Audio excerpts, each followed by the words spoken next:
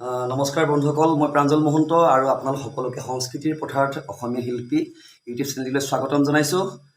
বন্ধুসকল, আজি আপোনাৰ কেইদিনমানৰ আগৰ পৰা আমি এটা ভিডিঅ' আচলতে দেখা পাই আছোঁ ইউটিউব মাধ্যমৰ যোগেদি।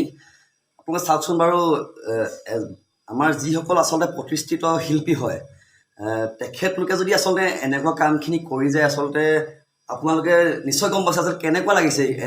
এনেকুৱা যদি কৰি যায় কেনেকুৱা লাগে আচলতে।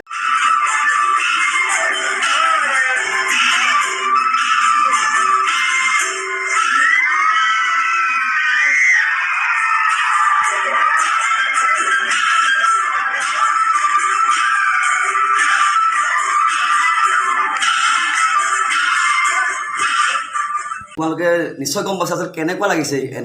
এনেকুৱা যদি কৰি যায় কেনেকুৱা লাগে আচলতে। আমাৰ অসমীয়া সংস্কৃতিৰ লগত জড়িত যেনেকুৱাই অনুষ্ঠান হওক, লাগিলে ভাওনা হওক, ৰাস হওক, আৰু যেনেকুৱা বিভিন্ন ধৰণৰ অনুষ্ঠান আছে, আপুনি চাওকচোন। বা ভাওনাত কিছুমান আপোনাৰ ভাওনাত আমি কিছুমান মাজতে আমি অলপ এইটো আচলতে আজিকালি অলপ বস্তুটো বহুৱালি টাইপৰ হৈ গৈ আছে কিছুমান বস্তু। আপোনাৰ আমি অকল কমেডি কিবা এটা চিন এটা আছে, সেই চিনটো কৰিবলৈ যাওঁতে যিসকল আমাৰ কমেডিয়ান শিল্পী আছে, আচলতে ভাওনা সংস্কৃতিটোক, ভাওনাখন আমাৰ যিটো এটা গাম্ভীৰ্য আছে, সেই গাম্ভীৰ্যটো, ভাওনাখনৰ গাম্ভীৰ্যটো ৰক্ষা কৰি আৰু ভাওনাৰ লগত আচলতে যিমানখিনি কৰিব পাৰে। এটা নামঘৰত আমি আমাৰ বহুত বয়োজ্যেষ্ঠ লোক থাকে, আমি তেওঁলোকৰ সন্মুখত আমি কেনেকুৱা ধৰণে আচলতে অভিনয় কৰিলে আনেও ভাল দেখিব, বা সেই অভিনয়খিনি, কাৰণ আমাৰ ইউটিউব মাধ্যমৰ যোগেদি আচলতে বিভিন্ন ধৰণৰ ৰাইজে ইয়াক চায়। আমাৰ অসমীয়া মানুহৰ লগতে বিভিন্ন জাতি বৰ্ণ নিৰ্বিশেষে বিভিন্ন মানুহে চাই থাকে, আৰু তেওঁলোকে ভাবিব নহয় আমাৰ অসমীয়া সংস্কৃতিটো এনেকুৱাই নেকি। আচলতে এনেকুৱা নহয়। কিছুমান আচলতে এইবিলাক আপোনাৰ কি বুলি ক'ম, এইবোৰ পাবদ্গজা আচলতে এইবিলাক আচলতে শিল্পী বুলি আমি আচলতে ক'ব নোৱাৰোঁ। কাৰণ যদি শিল্পী হয়, তেওঁলোকে আচলতে চাব, এই বিষয়বিলাক চাই মেলিহে তেওঁলোকে অভিনয় কৰিব। কাৰণ কিয়নো অভিনয় কৰাটো আচলতে ডাঙৰ কথা নহয়, কিন্তু তেওঁলোকে ক'ত অভিনয় কৰিছে, কি অভিনয় কৰিছে। এখন ভাওনাত যদি বহুৱালি কৰিব যাওঁতে যদি এনেকুৱা ধৰণৰ যদি চাওক, এতিয়া আজি মই আপোনালোকক এটা মোৰ ভিডিঅ' ক্লিপ দেখাম ইয়াৰ লগতে। ভিডিঅ' ক্লিপটো চাই ক'ব যে আচলতে এওঁলোক আচলতে আমাৰ অসমৰ জনপ্ৰিয় আচলতে ময়ো ভাল পাওঁ। মোহনৰ অভিনয় ভাল পাওঁ, বেহাৰবাৰীখন চাওঁ, চবেই চাই, আপোনালোকে দেখিছে। মুকুতা দাক চাই ভাল পাওঁ। আচলতে মোহন হওক, মুকুতা, আমি যিয়ে হওক, আমি এইটো আচলতে শিল্পী, প্ৰত্যেকজন শিল্পী। কিন্তু আমি চাব লাগিব যাতে কি কাম কৰিছোঁ, যিটো কাম কৰিছোঁ সেই কামটো শুদ্ধ নে অশুদ্ধ। ভাওনা সংস্কৃতিত আচলতে বা ৰাসত এনেকুৱা যিকোনো অনুষ্ঠানৰ লগত এনেকুৱা ধৰণৰ আচলতে আমি বহুৱালি আমি দেখা নাই আচলতে।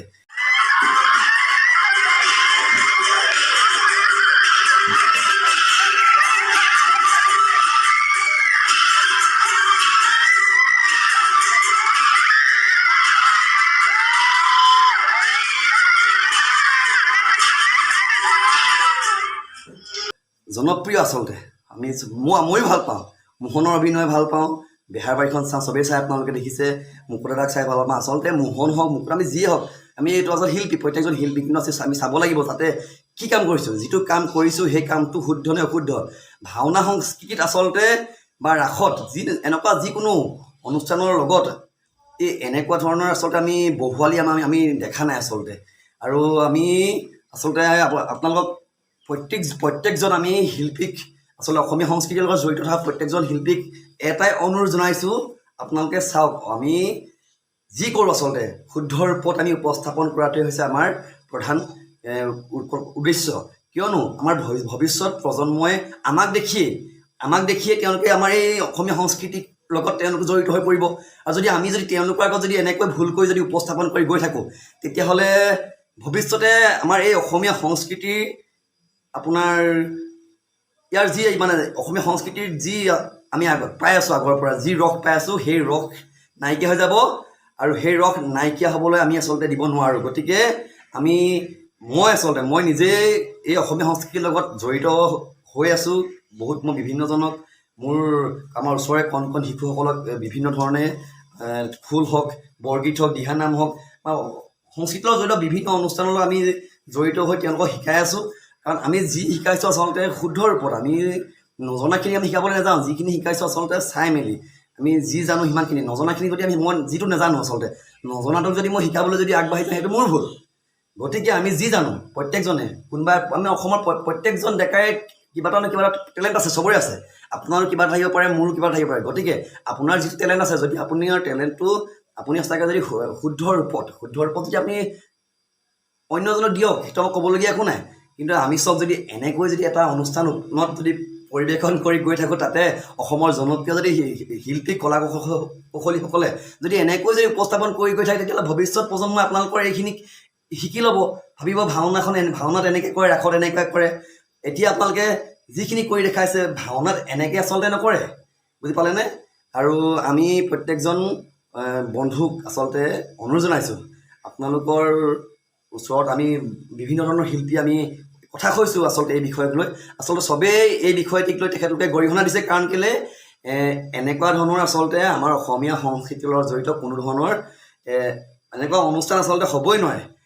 ভাওনাত হওক বা যিকোনো অনুষ্ঠানত এনেকুৱা ধৰণৰ আমাৰ কোনো সংস্কৃতিত জড়িত এইবিলাক অনুষ্ঠান নহয়, আৰু এইবিলাক বহুৱালি হয়। আৰু আমি আপোনালোকক আচলতে যিসকল শিল্পীয়ে এনেকুৱাখিনি কাম কৰি গৈছে, আমি আপোনালোকক আচলতে আপোনালোক ডাঙৰ ডাঙৰ মানুহ হয়, আমি আপোনালোকক আচলতে একদম হাত জোৰ কৰি আপোনালোক অনুৰোধহে কৰিব পাৰোঁ, আপোনালোকে ভৱিষ্যতে এনেকুৱা ধৰণৰ কৰ্ম কৰিবলৈ আগবাঢ়ি নাহিব, কৰক, শুদ্ধ ৰূপত কৰক। আমি ক'বলৈ আমাৰ একো নাই, আমিও একদম সাধাৰণ হয়, আমি একদম সাধাৰণ মানুহ, আমি সাধাৰণ এজন শিল্পী।